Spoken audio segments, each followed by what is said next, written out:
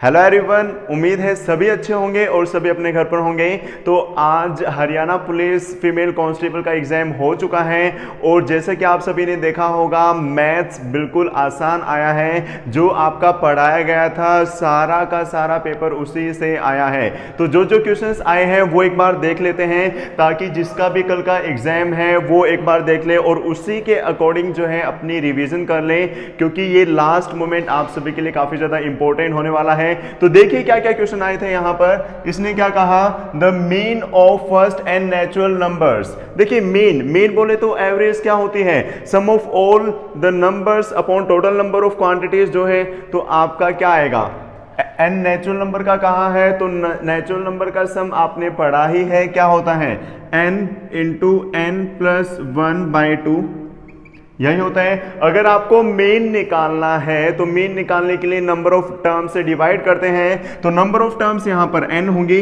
Divide करेंगे तो आपका आंसर क्या आएगा, n प्लस 1/2। तो यहां पर जो आपका करेक्ट आंसर है वो क्या रहा होगा, a। तो देखिए कितना सिंपल, विद इन सेकेंड्स जो है ये क्वेश्चन आपका हो सकता था। अब देखते हैं और क्या क्वेश्चन आपसे पूछा गया यहां पर। उसके बाद नेक्स्ट क्वेश्चन है भाई आपका क्या, इन अ सर्वे ऑफ 400 पीपल, एक सर्वे हुआ 400 पीपल का, उसमें क्या कहा, 100 पीपल लाइक एप्पल जूस। सो ऐसे हैं जिनको एप्पल का जूस पसंद है और 150 जो है उनको ऑरेंज का जूस पसंद है और 75 ऐसे हैं जिनको दोनों पसंद हैं। भाई आपने पढ़ा ही होगा कि एन ए यूनियन बी, मैंने आपको सेट्स चैप्टर कराया है तो उसमें बताया था एन ए यूनियन बी क्या होता है, n A plus n B minus n A intersection B. अगर इसको सोल्व किया जाए, भाई ए मान लिया मैंने क्या, जो आपके एप्पल जूस वाले हैं तो कितने हैं 100, बी मान लिया जो है आपके ऑरेंज जूस वाले ये कितने हैं 150 और बोथ वाले कितने हैं आपके 75। तो ये कितना आ जाएगा आपका 100 प्लस 75 यानी कि 175।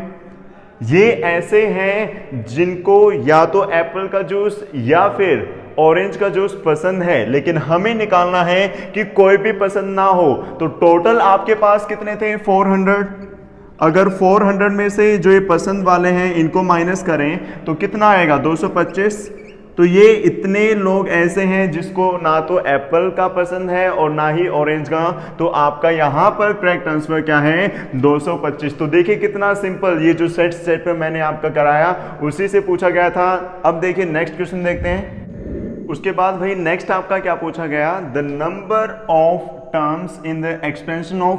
भाई इसमें हमें नंबर ऑफ टर्म्स बताना है तो बिल्कुल ही सिंपल, नंबर ऑफ टर्म्स का मैंने आपको क्या बताया था n+1। अगर आपका कोई एक्सपेंशन है a प्लस बी की पावर n, तो इसमें नंबर ऑफ टर्म्स आपके क्या थी n+1। तो बिल्कुल सिंपल ऐसा ही करेंगे। यहां पर 7 4 से क्या आएगा 28, तो 28 प्लस 1 कितना आएगा आपका 29। तो आपका यहां पर नंबर ऑफ टर्म्स कितनी थी 29। देखिए कितने सिंपल और बेसिक क्वेश्चंस पूछे जा रहे हैं। मैंने आपको पहले ही कहा था कि कैलकुलेटिव क्वेश्चंस आपके यहां पर नहीं पूछे जाते, बिल्कुल ही बेसिक और सिंपल पूछे जाते हैं। और देखिए आपसे क्या क्या पूछा गया यहां पर, और आपका क्या पूछा गया भाई, अगर जो है आपका 6⁻n-5n को 25 से डिवाइड किया जाए तो रिमाइंडर क्या रहेगा। ये आपको पता ही है कि 6 की पावर कितनी भी कर लो, जो यूनिट प्लेस है वो आपका 6 ही रहता है। और ऐसे ही n को यानी कि n की वैल्यू कुछ भी रख लो तो यहां पर 1 भी हो सकता है, 2 भी हो सकता है, 3 भी हो सकता है। अगर 5 को किसी भी नंबर से मल्टीप्लाई करेंगे आपका क्या 5 रहेगा या फिर 0 रहेगा। अगर देखिए 5 रहेगा तो लास्ट में यूनिट प्लेस क्या आया 1, और अगर 0 रहा तो यूनिट प्लेस आपका क्या आया 6 आया।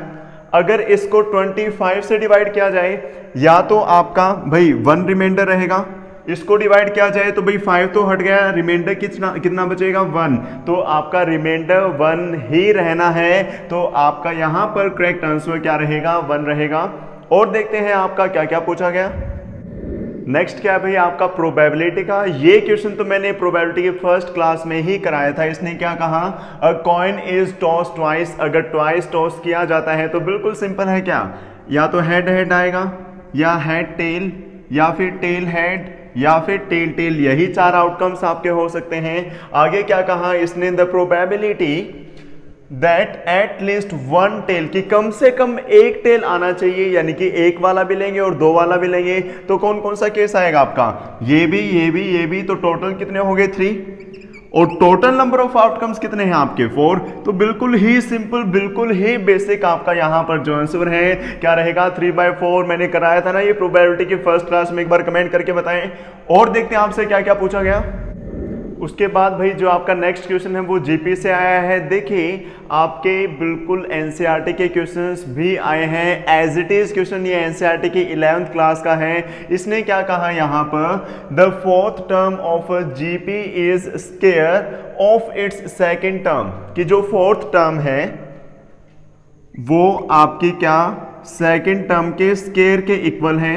अब आपको जीपी में पता ही है 4th टर्म को क्या AR³ लिख सकते हैं और सेकेंड टर्म को क्या AR लिख सकते हैं, इसका स्क्वायर है तो मैंने स्क्वायर लिखा। उसके बाद क्या आएगा भाई AR³, ये क्या आ गया A² R², 2 R से R कटे, ऐसे ही एक A से A कटा तो R किसके इक्वल आया, A के इक्वल। अब इसने क्या कहा कि जो फर्स्ट टर्म है and the first term is -3, यानी कि A की वैल्यू आपकी -3 है।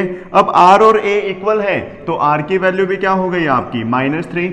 उसके बाद इसने आपसे पूछा है 7th टर्म आपको यहां पर बतानी है। 7th टर्म को हम क्या लिख सकते हैं भाई AR⁻6, और यहां पर इसकी वैल्यू भी -3 है और इसकी वैल्यू भी क्या है -3, तो -3 की पावर क्या आ गई 7 को हम क्या लिख सकते हैं -2187, तो आपका यहां पर आंसर क्या रहेगा -2187। तो देखिए बिल्कुल ही सिंपल क्वेश्चंस आपके पूछे जा रहे हैं, एनसीईआरटी से डायरेक्ट क्वेश्चंस आपके लिए गए हैं। ऐसे ही एक 10th क्लास का क्वेश्चन आपका लिया गया है, तो चलिए उनको भी देखते हैं और क्या क्या पूछा गया आपसे।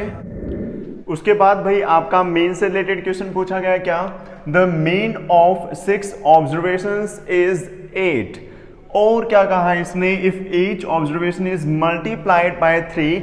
देखिए बिल्कुल ही सिंपल, मैंने आपको बता भी रखा है कि आपको मीन दे रखा है कुछ एक टर्म्स का, और हर एक टर्म को मल्टीप्लाई किया जाता है किसी भी नंबर से, तो उसका मीन भी उसी नंबर से मल्टीप्लाई हो जाएगा। तो मीन था 8, मीन कितना था भाई 8, और हर टर्म को किससे मल्टीप्लाई किया गया 3 से, तो मीन भी क्या होगा उसी नंबर से मल्टीप्लाई हो जाएगा। तो 8 3 से क्या आएगा आपका 24।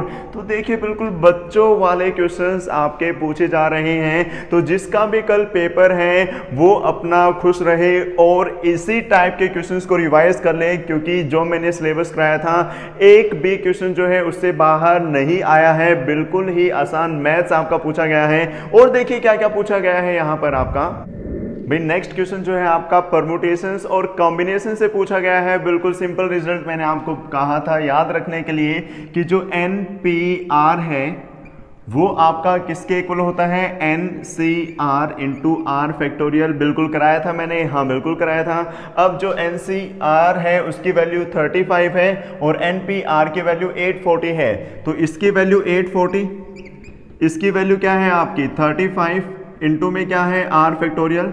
अब इसको डिवाइड करेंगे कितना आएगा 24, तो जल्दबाजी में बच्चे क्या करेंगे 24 को करेक्ट कर देंगे, लेकिन नहीं, ये आपका R फैक्टोरियल 24 है। तो किसका फैक्टोरियल 24 होता है, तो 4 का जो फैक्टोरियल है वो क्या होता है आपका 24। तो आपका यहाँ पर करेक्ट आंसर क्या रहेगा 4 रहेगा, यानी कि सी। तो बिल्कुल ही सिंपल क्वेश्चंस पूछे जा रहे हैं और देखते हैं क्या क्या आपका पूछा गया। उसके बाद भाई जो आपका नेक्स्ट क्वेश्चन है वो क्वाड्रेटिक इक्वेशन से पूछा गया है। देखिए आपके जो क्वेश्चंस है वो एनसीईआरटी से ज़्यादा पूछे जा रहे हैं, और ऐसा नहीं कि सिर्फ अर्थमेटिक है, एडवांस का जो है वो ज़्यादा आपका पूछा जा रहा है। 11th 12th का भी जो जैसे आपने परमुटेशन कॉम्बिनेशन देखा तो ये आपका सारा पूछा जा रहा है। तो देखिए ये क्या है, इसने कहा वैल्यू बतानी है हमें के की। अगर जो ये क्वाड्रेटिक इक्वेशन है इसके इक्वल रूट्स हैं, इक्वल रूट्स के लिए आपने पढ़ा था क्या, जब मैंने आपको चैप्टर कराया था कि b² - 4ac किसके इक्वल होता है 2k। अब b की वैल्यू यहाँ पर क्या है k, तो k² - 4 इंटू a की वैल्यू आपकी है 2 और c की वैल्यू क्या है भाई 3 है, तो क्या आ जाएगा k² ये उधर जाएगा पॉजिटिव हो जाएगा, 4 3 जा क्या रहेगा 12 और 12 2 जा 24। तो क्या भाई इसका स्क्वायर रूट लिया जाए तो k की वैल्यू क्या आ जाएगी प्लस माइनस, भाई 4 बाहर आएगा तो 2√6 हो जाएगा। तो आपका आंसर क्या रहेगा प्लस माइनस 2√6। तो बिल्कुल ही सिंपल क्वेश्चंस आपके यहाँ पर पूछे जा रहे हैं। और देखते हैं आपका क्या पूछा गया।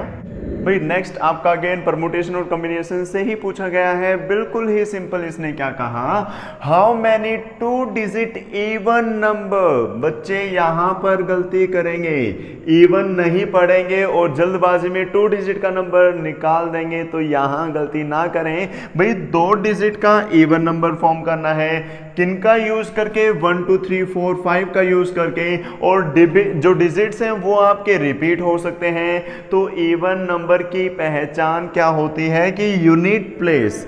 भाई परवीन सर ने आपको बताया था कि जो यूनिट प्लेस है, यूनिट प्लेस पे या तो 2 4 6 8 0 यही तो आना चाहिए। तो या तो 2 आ सकता है या 4 आ सकता है। तो कितने नंबर आ सकते हैं यूनिट प्लेस पर, 2 नंबर आ सकते हैं। और डिजिट्स अगर रिपीट हो सकते हैं तो जो टेंस प्लेस है इसमें से 5 में से कोई भी नंबर आ सकता है। तो यहां पर कितने नंबर रख सकते हैं 5, तो 5 दूनी 10 रहेगा। तो आंसर भी क्या रहेगा 10। तो देखिए क्या बच्चों वाले क्वेश्चंस जो हैं पूछे गए हैं, बिल्कुल ही सिंपल, एक भी क्वेश्चन आपका बाहर से नहीं आया है। भाई इसको नोट डाउन करें, उसके बाद नेक्स्ट क्वेश्चन करते हैं। नेक्स्ट क्वेश्चन भाई जो है आपका कॉम्प्लेक्स नंबर से पूछा गया है। तो इसने कहा 1 minus eta upon 1 plus eta की पावर 100 अगर a प्लस आयटा b है तो a b की वैल्यू बतानी है। देखिए मैंने क्या कहा था, इस टाइप का अगर क्वेश्चन आए तो रेशनलाइज कर दो। तो अंदर रेशनलाइज किया जाए तो 1 माइनस आयटा 1 प्लस आयटा क्या किया जाता है भाई, नीचे वाले का साइन चेंज करके मल्टीप्लाई भी किया जाता है और डिवाइड भी किया जाता है। पावर 100 एज इट इज रहेगा। ऊपर देखिए a माइनस बी का होल स्क्वायर हो जाएगा। तो क्या आएगा a का स्क्वायर प्लस b का स्क्वायर माइनस 2ab, यानी कि यही आएगा। और नीचे क्या है a plus B, a minus B, a square minus b square. तो ये आपका क्या रहेगा 1 माइनस आयटा स्क्वायर और पूरे की पावर आपकी 100 है।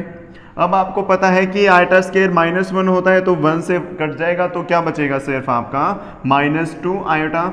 और आयटा स्क्वायर की वैल्यू क्या -1, तो माइनस माइनस प्लस 1 प्लस 1 आपकी क्या होगी 2, इसकी पावर क्या है 100, ये कटेगा तो -1 आयटा की पावर 100। अब ये आपका 4 से पूरा डिवाइड हो रहा है। आपको पता है आयटा की पावर 4 की वैल्यू 1 होती है और माइनस की पावर इवन है तो ये पॉजिटिव हो जाएगा। तो सिर्फ क्या बचेगा 1। अब क्या मैं 1 को 1 प्लस 0 आयटा लिख सकता हूं? बिल्कुल सर। अब अगर इन दोनों को कंपेयर किया जाए तो a की वैल्यू 1 और b की वैल्यू आपकी क्या रहेगी 0। तो इसको भी एक बार नोट डाउन कर लें। उसके बाद भाई जो आपका नेक्स्ट क्वेश्चन है ये आपका एनसीईआरटी से लिया गया है। 10th क्लास का जो 4th चैप्टर है क्वाड्रेटिक इक्वेशन, उसकी एनसीईआरटी की बुक में जो एक्सरसाइज नंबर 4.3 है वहां पर ये क्वेश्चन गिवन है। बिल्कुल एज इट इज क्वेश्चन जो है आपका दिया गया। तो मैंने क्या कहा, एनसीईआरटी आपके लिए काफी ज्यादा इंपॉर्टेंट हो जाती है। यहाँ पर क्वेश्चन में क्या है, अगर आपने एनसीईआरटी पढ़ी होगी तो आपको पता ही होगा कि इसका आंसर क्या रहेगा 25 आवर्स। कैसे आएगा वो भी देख लेते हैं। इसने क्या कहा, 2 water taps together can fill a tank in 9:3/8 hours. भाई 2 टैप हैं जो एक टंकी को 9:3/8 9 सही 3/8 घंटे में पूरा भर देते हैं। The tap of the larger diameter takes 10 hours less than the smaller one, यानी कि जिसका डायमीटर ज्यादा है वो 10 घंटे कम लेती है एज कंपेयर टू छोटे वाली। Find the time taken by the tap with smaller diameter. Smaller diameter देखिए इसमें आपका आंसर जो है 25 और कितना आएगा 15। तो स्मॉलर वाली ज्यादा टाइम लेगी तो आंसर क्या हो जाएगा 25 और लार्जर वाली क्या लेगी 15, तो उसका वो हो जाएगा। अगर आपको सोल्व करना नहीं आता तो वो भी देख लीजिए। मान लीजिए कि आपका जो लार्जर टैप है वो x आवर्स में फिल करती है। कितने आवर्स में फिक्स करती है x आवर्स में, तो 1 आवर में कितना फिल करेगी 1/x। ऐसे ही भाई जो बड़े वाली है वो 10 घंटे कम लेती है। भाई छोटे वाले का टाइम मैंने x मान लिया, बड़े वाले का नहीं छोटे वाले का, छोटे वाले का टाइम मैंने x मान लिया, तो बड़ा वाला जो टैप है वो 10 घंटे कम टाइम लेगा। बिल्कुल सर। और टोटल क्या है 9 सही 3/8, इसको क्या लिख सकते हैं 72 प्लस 3 75, 75/8। तो 1 घंटे में कितना फिल होगा 8/75। जब इस क्वाड्रेटिक इक्वेशन को सोल्व करेंगे तो जो आपकी x की वैल्यू है, जो स्मॉलर टैब की वैल्यू है, वो आपकी क्या रहेगी 25 आवर्स। तो इसलिए आपका आंसर क्या हो जाएगा 25 आवर्स। तो मुझे उम्मीद है कि आप सभी का जो एग्जाम है वो बिल्कुल अच्छा हुआ होगा, और जिसका भी एग्जाम कल है वो इन क्वेश्चंस से आइडिया लगा सकता है कि आपका एग्जाम जो है कितना सिंपल और आसान रहने वाला है। तो घबराने की जरूरत नहीं है, लास्ट टाइम है तो बिल्कुल रिलैक्स रहें, और जो भी मैंने कराया है वही आपका पेपर में आने वाला है, कुछ बाहर से नई चीज़ें नहीं आएंगी। और जिस भी भाई का पेपर जो है आपका या तो हरियाणा पुलिस कांस्टेबल का या एसआई का पेपर आपका आने वाला है, तो जिसने भी मैथ्स नहीं किया है अभी भी आपके पास लगभग 1 वीक का टाइम है। तो आप क्या कर सकते हैं, चैनल पर जाएं, चैनल पर आपको प्लेलिस्ट मिलेगी HSSC मैथ्स के नाम से, और जल्द ही मैं जो है आपकी प्रीवियस ईयर क्वेश्चंस की सीरीज भी लेकर आने वाला हूं, जो कि आपका आई थिंक रात को 8 बजे रहा करेगी, डेली लाइव क्लास रहा करेगी, क्योंकि ये आपके लिए काफ़ी ज़्यादा इम्पोर्टेंट जो है रहने वाला है टाइम। और मेरे हिसाब से एक भी क्वेश्चन आपका बाहर से नहीं आया है, तो आप लोगों को मुझे कमेंट करके बताना है कि मेरा पढ़ाया हुआ जो है आपके एग्जाम में कितना आया, कितने % क्वेश्चन जो है आप इनमें से कर सकते हैं। अगर बाय चांस आपका ये पेपर नहीं था तो आपका अगर ऐसा पेपर आए तो आप इसमें से कितना स्कोर कर सकते हैं, अपना स्कोर भी जो है कमेंट बॉक्स में बताएं। और जैसे ही जो आपका कल का पेपर रहेगा उसका सॉल्यूशन भी मैं आपको देते रहूँगा, तो वीडियो को लाइक करना ना भूलें और कमेंट करके बताएं कि आपको जो सॉल्यूशंस है वो कैसे लगे। और अगर आपका एग्जाम है तो आप चैनल पर जाकर प्लेलिस्ट में अपना सिलेबस कवर कर सकते हैं, क्योंकि आपका यही सिलेबस रहने वाला है। सिलेबस में कोई चेंजमेंट नहीं है, बिल्कुल ही आसान है। अगर ये टाइम आपने पढ़ाई नहीं की तो आपके हाथ से बहुत ही सुनहरा मौका छूटने वाला है। तो आपको क्या अच्छे से पढ़ाई करनी है, because you have a plenty of time. तो ये टाइम जो है यूटिलाइज करें और अच्छे से जो है प्रिपेयर हो जाएं। तो मिलते हैं नेक्स्ट क्लास में, till then bye bye, take care, have a nice day.